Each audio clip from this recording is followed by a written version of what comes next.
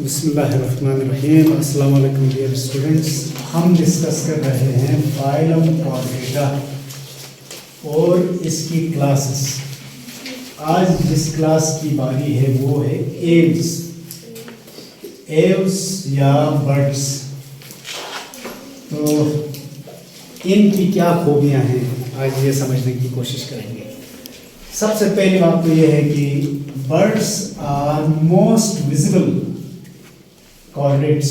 ये सबसे ज़्यादा बआसानी देखे जाने वाले जानदार हैं। वजह क्या है, ये फ्लाइट करते तो हवा में होते हैं। लैंड में कई ऑब्जेक्ट्स हो सकते हैं जो बाकी जो लैंड वालों को छुपा सकते हैं।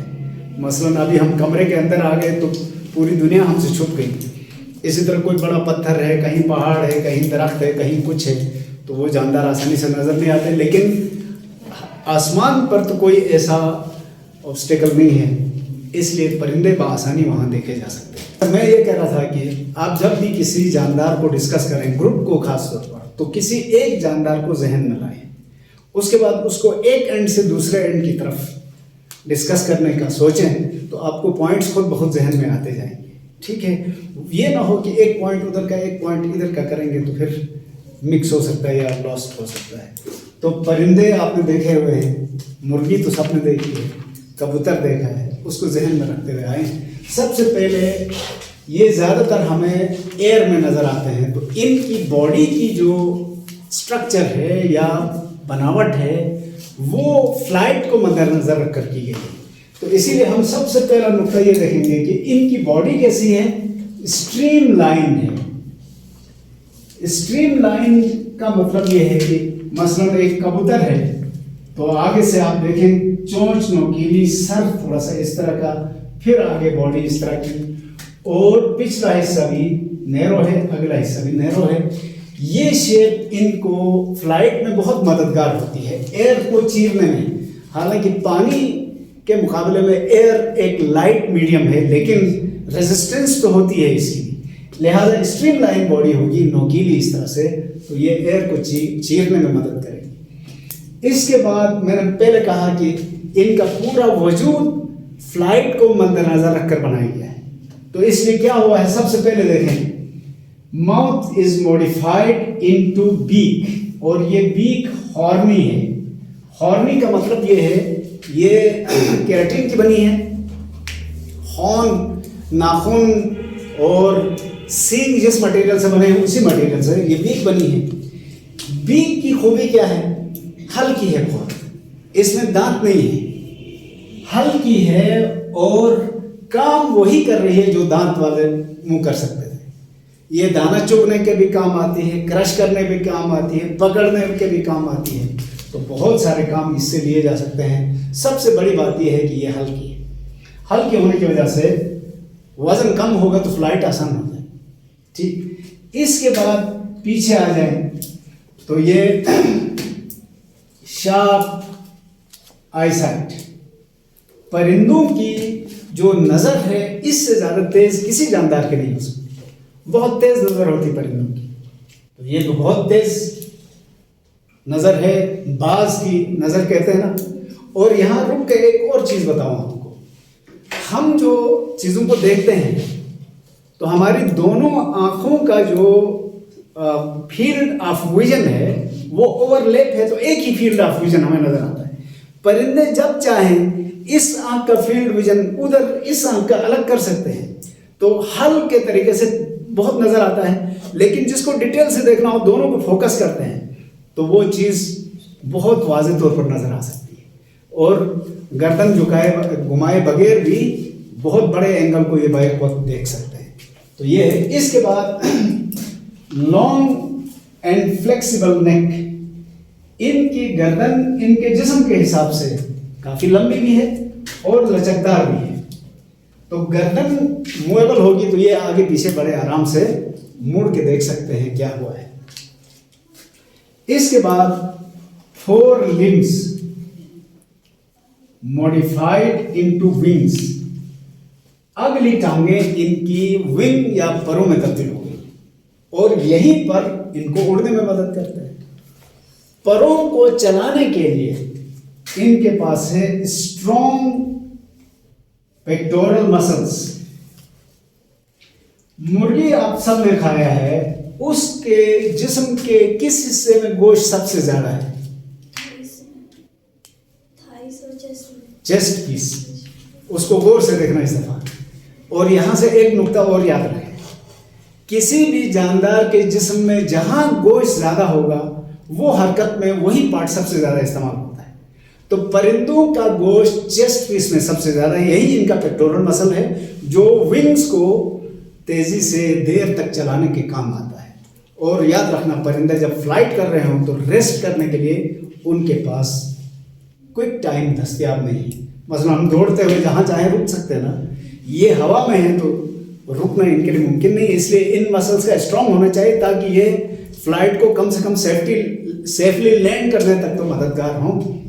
अब क्या हुआ, फोर लिम्ब की वजह से स्ट्रांग मसल्स आ गए। मसल्स को अटैच होने के लिए, जगह फराहम करने के लिए स्टर्नम मॉडिफाइड इनटू कील, ये सीने की हड्डी को स्टर्नम कहते हैं, जिसके साथ पेक्टोरल मसल में अटैच होना था और वो काफी बड़ा हो गया है।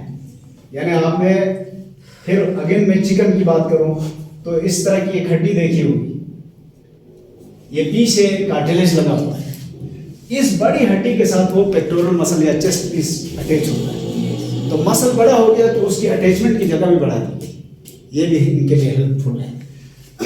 इसके बाद इनका पूरा जिस्म क्या हुआ है, body covered by feathers. Feathers छोटे पर, अच्छा उर्दू में दोनों को पर कहते हैं, विंग्स को भी फीदर्स को भी। ये फीदर जिनका है वो जो बॉडी में कवर किए हुए हैं, फीदर वजन में हल्के भी हैं, हीट प्रूफ भी है।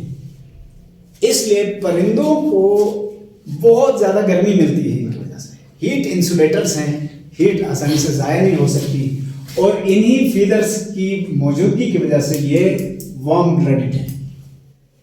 वार्म ब्लडेड किसको कहते हैं? Which maintain their body temperature constant. तो तवज्जो चाहूंगा मैं, अभी तक हमने जितने एनिमल्स को पढ़ा, इनवर्टिब्रेट और वर्टिब्रेट के 3 ग्रुप्स, फिश, एम्फीबियन और रेप्टाइल, ये सब के सब कोल्ड ब्लडेड है। पहला ग्रुप आ गया जो वार्म ब्लडेड हुआ।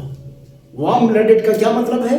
जिनके जिस्म का टेम्परेचर कांस्टेंट रहता है। इसका फायदा क्या है? ये सारा साल एक्टिव रह सकते हैं, बाहर के माहौल का टेम्परेचर कुछ भी हो जाए, ये हाइबरनेट करने की इनको जरूरत नहीं है। बॉडी टेम्परेचर मेंटेन है, जब चाहे रिप्रोडक्शन करें, जब चाहे ग्रोथ करें, जब चाहे मेटाबॉलिज्म करें, ये साल भर कर सकते हैं। इससे पहले वाले नहीं कर सकते। इसके अलावा hind limbs with scales and claws, इनकी पिछली टांगों में 2 कैरेक्टर रेप्टाइल वाले हैं। एक तो जो टांगों का जो हिस्सा है, मुर्गी की टांगों को जहन में लाइए, उसके ऊपर छिलका लगा हुआ है, ये रेप्टाइल वाला कैरेक्टर है। और पंजों में आगे जो उंगलियों में पंजे हैं, लंबे लंबे नाखून, ये भी इनका कैरेक्टर है। और ये फ्लेक्सिबल उंगलियां इनको शाखों को पकड़ने, शिकार पकड़ने, डिफेंस करने, ऑफेंस करने में मददगार है। अब आते हैं अंदर सबसे बड़ा कैरेक्टर ये है कि बोन्स आर हॉलो। परिंदों की हड्डियां अंदर से खोखली हैं। खोखली होने की वजह से वजन बहुत हल्का हो जाता है इनका। अब मसला ये है कि हड्डियां आपने खोखली कर दी तो ये कमजोर भी हो जाएगी ना। तो मजबूत बनाने के लिए क्या किया है, इस तरह से क्रॉसेस लगे हुए हैं, इसको स्ट्रटिंग कहते हैं। स्ट्रटिंग की वजह से मजबूत भी हैं ये हड्डियां और हल्की भी। एक तो ये हो गया, हड्डियां पूरा स्केलेटन इनका खोखला है, बाकी जानवरों की तरह मोटी हड्डी नहीं है, पतली हड्डी। फिर स्कल, जो सर की हड्डी है, खोपड़ी, वो मैनी सॉकेट्स, उसके अंदर कई बड़े बड़े ओपनिंग्स हैं, जिसकी वजह से स्कल भी हल्की हो गई है। और स्कल इतनी बड़ी नहीं है जितना दूसरे एनिमल्स की।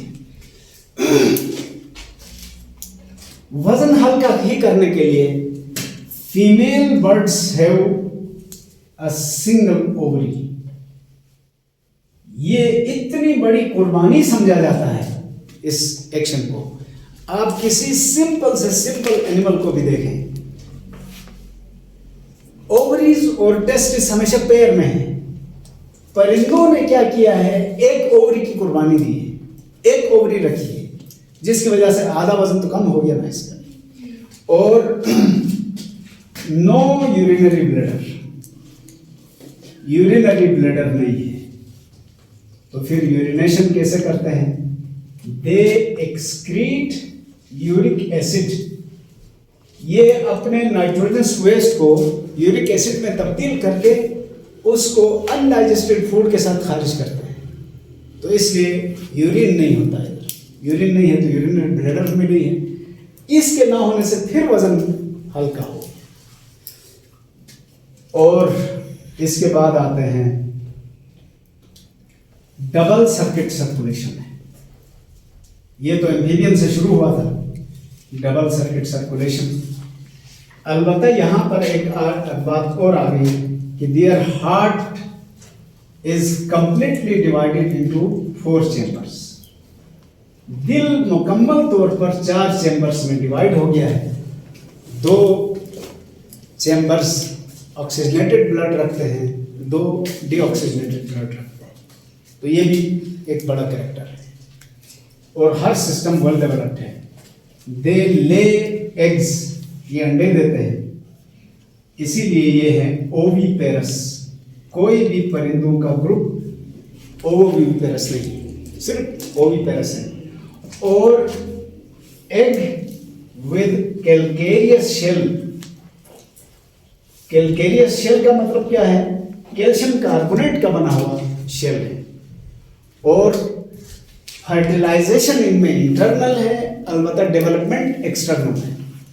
देखें, शेल बनने से पहले फर्टिलाइजेशन होती है, फर्टिलाइजेशन के बाद फिर उस अंडे के गिर्द शेल बनाकर उसको बाहर रिलीज किया जाता है और अंडे को बाहर इंक्यूबेट किया जाता है। अपने सीने की हीट देते हैं। ये रेप्टाइल इंक्यूबेशन नहीं करते थे, वो मिट्टी में दफना के चले जाते थे, बच्चे खुद निकलते थे। लेकिन परिंदे क्या करते हैं, अंडों के ऊपर दोनों पेरेंट्स बारी बारी बैठ के या कोई एक पेरेंट ज़्यादा तवज्जो देके बॉडी हीट उधर ट्रांसफर करते हैं, तो फिर ये इंक्यूबेशन कहलाता है। उसके बाद बच्चे निकल आते हैं और फिर वो बच्चे शुरू में हल्के से पर वाले होते हैं, डॉन फीदर्स कहलाते हैं। बाद में फिर उसमें बड़े क्विल फीदर्स भी आ जाते हैं, फिर उड़ने के काबिल हो जाते हैं। परिंदों को फर्दर 2 बड़े ग्रुपों में तकसीम किया गया है। एक ग्रुप कहलाता है रेटाइटी। रेटाइटी या इनको कहते हैं रनिंग बर्ड्स। ये परिंदे अपने इवोल्यूशनरी हिस्ट्री के दौरान उड़ना भूल गए हैं, वजन बढ़ गया है सबने, इनका जिस्म बड़ा है। ऑस्ट्रिच, कीवीज, केजोवरीज, ये बड़े बड़े परिंदे हैं। कीवी इतना बड़ा नहीं है, लेकिन ऑस्ट्रिच की एक टांग बकरे की टांग जितनी बड़ी होती है और 1.5 से 2 किलो का तो अंडा देता है वो। तो इसी से अंदाजा लगा सकते हैं कितना। तो इनकी टांगें बड़ी स्ट्रांग हैं, विंग्स रिड्यूस हो चुके हैं, जिसकी वजह से ये फ्लाई नहीं कर सकते, लेकिन ये उड़ सकते, दौड़ सकते हैं। इसका अपोजिट है कैरिनेटी। कैरिनेटी को फ्लाइंग बर्ड्स कहा जाता है। अच्छा, मजे की बात यह है कि मुर्गी भी फ्लाइंग बर्ड्स में आती है, लेकिन मुर्गी डोमेस्टिक हो गई है, सब कुछ रेडीमेड मिलता है, इसलिए वो तकरीबन उड़ना भूल चुकी है, वरना वो उड़ने वाला परिंदा है, उसके विंग्स सलामत हैं। जो वाइल्ड टर्कीज होती हैं, ये चिकन एक ही होते हैं ना सर, वो डिफरेंट होते हैं? फर्क होता है। ये वाइल्ड आप उनको कहते हैं, चिकन भी कहते हैं, कुछ मिलते जुलते हैं, लेकिन टर्कीज वगैरह तो अलग हैं बेटा। वो काफ़ी बड़े एनिमल्स हैं। अलबत्ता कुछ परिंदे हैं जो इन्हीं जैसे हैं, जो हम पालते हैं ना, जैसे मुर्ग ज़री कहते हैं इंग्लिश में, तो फिजेंट्स गालिबन उनको कहते हैं। ये कुछ हैं जो मुर्गी के मिलते जुलते हैं, वरना जो टर्कीज हैं वो तो बड़े हैं, वो अलग ग्रुप है। लेकिन वो उड़ सकते हैं, वो उड़ने वाले हैं। इसके अलावा मुझे ऐसा लगता है कि कोई कैरेक्टर मैं मिस कर रहा हूँ, आप चेक करें कोई रह तो नहीं गया है। अदरवाइज हम अगला बुक पढ़ते हैं इनके वॉइस बुक्स के बारे में। जी। इनके वॉइस बुक्स। हाँ जी जी, थैंक यू वेरी मच याद दिलाने का। इनका वॉइस बॉक्स सेरिंग्स कहलाता है। साइरिंग्स है गालिबन, साइरिंग्स। ये क्या होता है जरा तवज्जो चाहूंगा। हमारा ट्रेकिया है, ट्रेकिया के यहाँ पर ये वोकल कॉर्ड्स होती हैं, ऊपर ये लैरिंग्स होता है। और परिंदों में ये जो साउंड बॉक्स है ये ट्रेकिया की बेस पर है, इधर।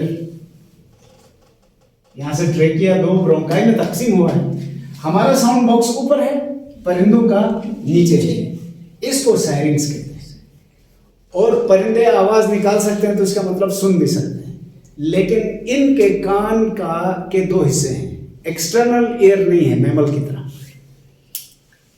मिडिल ईयर और इनर ईयर है परिंदों का। आवाजें याद रखना एक और नुकता है, जो भी जानदार आवाज निकाल सकता है ना वो सुन भी सकता है। इसी तरह जिसका अपना कलर है वो दूसरों के कलर को देख भी सकता है, ये भी है। तो ये था परिंदों का जिक्र गालिबन जी।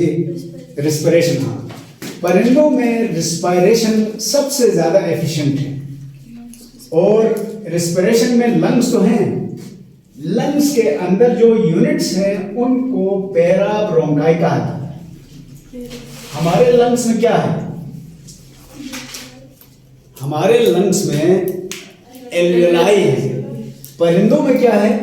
पैराब्रोंकाई। अब ये पैराब्रोंकाई क्या है तवज्जो चाहूंगा, क्योंकि सांस लेना है चलते हुए तो इसकी एफिशिएंसी ज्यादा होनी चाहिए। सबसे पहले परिंदों में चोंच के पास ही या इनकी बीक के करीब ही ये नॉस्ट्रल्स है। यहां से आगे तक ये ट्रेकिया, ब्रोंकाई, और बॉडी में दो बड़े लंग्स, और हर बड़े लंग्स के साथ कम से कम 9 एयर सैक्स होती है। ये थैलियां इजाफी सरफेस एरिया बढ़ाने के लिए। और इनके अंदर फिर पैराब्रोंकाई है। पैराब्रोंकाई इस तरह की स्ट्रक्चर है। इसमें क्या है? हवा इधर से आएगी, यहां से होती हुई वापस इधर से बाहर निकलेगी। इस टेक्निक में क्या होता है कि स्टेल एयर कहते हैं, पुरानी हवा अंदर फंस नहीं सकती। हमारी तो इस तरह की थैलियां हैं ना छोटी, क्या कहते थे? एल्वियोलाई।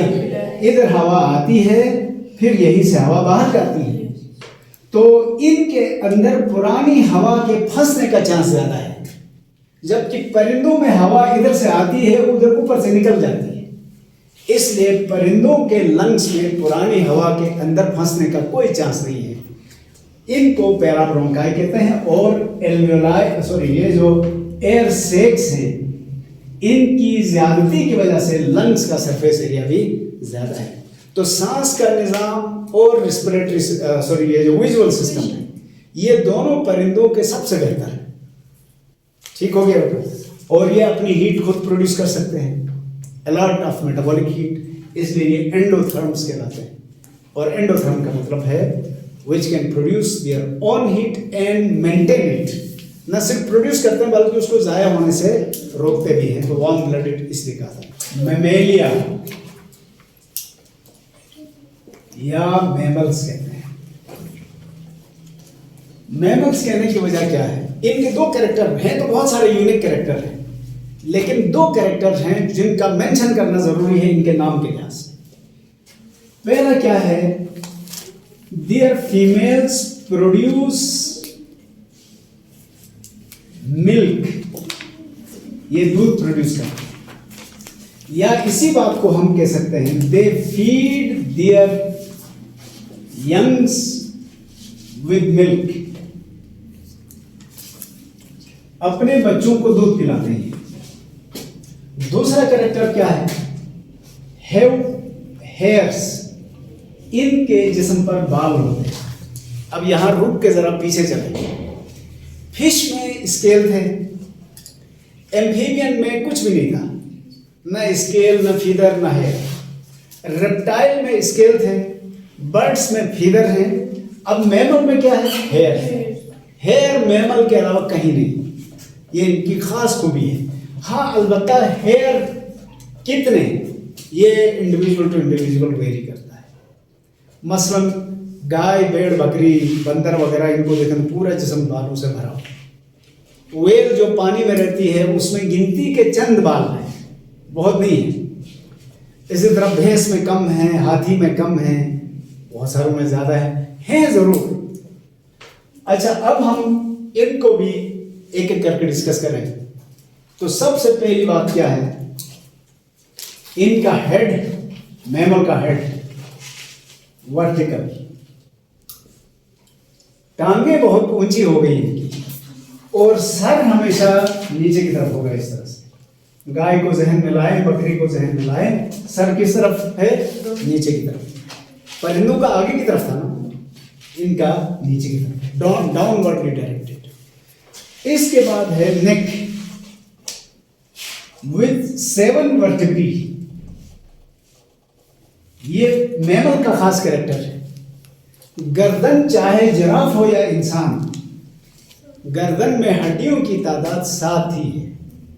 तो हमारी गर्दन इतनी मुख्तसर, जिराफ की इतनी लंबी क्यों? उनका एक एक वर्टिब्री लंबा है, तादाद वही 7 है। और माउथ 2 सेट्स ऑफ टीथ, दांतों के 2 सेट होते हैं मैमल में। कौन से? Milk teeth and permanent teeth. देखें, मैमल के दांत और बाकियों के दांतों में 2 बड़े फर्क हैं। एक, इनके तो 2 सेट हैं, शुरू में मिल्क टीथ बनेंगे, एक खास एज के बाद ये गिर जाएंगे, नए टीथ आएंगे, वो परमानेंट कहलाएंगे। ये किसी और ग्रुप में नहीं था, सिर्फ मैमल में। दूसरा, इससे नीचे फिश तक में भी दांत थे, लेकिन वो सारे दांत एक जैसे हैं। मैमल के अलावा सबके दांत इस तरह से नोकीले होते हैं। और मैमल के दांत 4 तरह के हैं। हेटेरोडोंट डेंटिशन कहते हैं, हेटेरोडोंट। इसका क्या मतलब है? Mammals have different types of teeth. Heterodont dentition. कौन से 4 तरह के? इंसाइजर्स, ये चिजल या किजल शेप के, कैसे आप देखते हैं इस तरह के दांत हैं। ये शुरू के, ये जो नोक है बहुत शार्प कुल्हाड़ी की तरह है, कटिंग के लिए इस्तेमाल। इसके बाद है केनाइन, इनके बाद ये वाले नोकीले इस तरह के पॉइंटेड। इसके बाद है प्रीमोलर्स, इनकी सरफेस काफी चौड़ी है, इस तरह से ये चौड़ी सरफेस, क्रशिंग के लिए इस्तेमाल। ये कटिंग सेविज से खाते हैं, टीयरिंग गोश्त चीर फाड़ के लिए, ये क्रशिंग, ये खुबानी की गिरी अखरोट वगैरह लोग तोड़ते हैं ना, तो इधर कभी इधर से नहीं तोड़ा होगा, इधर से तोड़ा। आखिरी है मोलर्स, वो चबाने के लिए। और उनकी जो विजिबल सरफेस है काफी चौड़ी भी है और धारीदार है, उभार है, बिल्कुल प्लेन नहीं है, जिसकी वजह से ग्राइंडिंग बड़ी आसान है। तो सिर्फ मैमल के दांतों की 4 अक़साम है, 2 सेट्स हैं, 4 अक़साम है। ठीक हो गया। इसके बाद एक और कैरेक्टर, सर और गर्दन जहां मिलते हैं वहां एक हड्डी होती है जिसको ऑक्सीपिटल कंडाइल कहते हैं। इनके पास 2 है, 2 ऑक्सीपिटल कंडाइल्स। देखें परिंदों में क्या है, मसलन ये परिंदों की खोपड़ी है तो उनके पास ये पीछे एक ही गोल हड्डी है।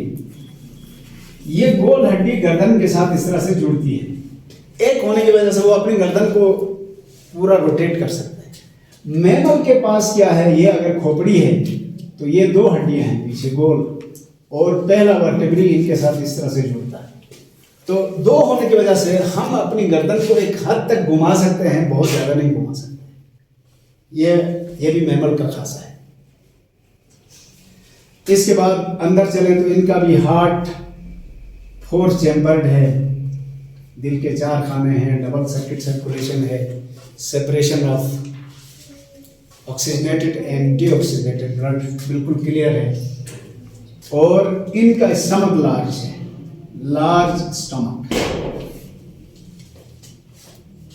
परिंदों के पास स्टमक मॉडिफाई हुआ है क्रॉप में, क्रॉप या गिजर्ड। परिंदों में गिजर्ड था, यहां स्टमक है। इसके अलावा पोस्ट एनल टेल, दुम यहां पर वाज़े मौजूद है जो हमें बाहर से नजर आती है। और जैसे मैंने पहले भी कहा है कि इनकी टांगें वेल डाउनवर्डली डायरेक्टेड हैं। और अब आप देखें तो इनके जिस्म में गोश्त सबसे ज्यादा कहाँ होता है? टांगों में, और टांगों में भी पिछली टांगों में। इसका मतलब हमारी या मैमल की हरकत की जिम्मेदार असल में पिछली टांगें हैं। बॉडी के जिस पार्ट में गोश्त ज्यादा होगा समझ लो वो हरकत में इन्वॉल्व है। फिश पूरी बॉडी से हरकत करती है, इसलिए उसके जिस्म में गोश्त है, टांगे तो है ही नहीं ना। यहां से आगे चलते जाएं तो सबसे ज्यादा टांगों में गोश्त मैमल की टांगों में, बाकियों के इतना नहीं। अच्छा, मैमल की फिर 3 क्लासेस हैं, प्रोटोथेरिया, मेटाथेरिया और यूथेरिया।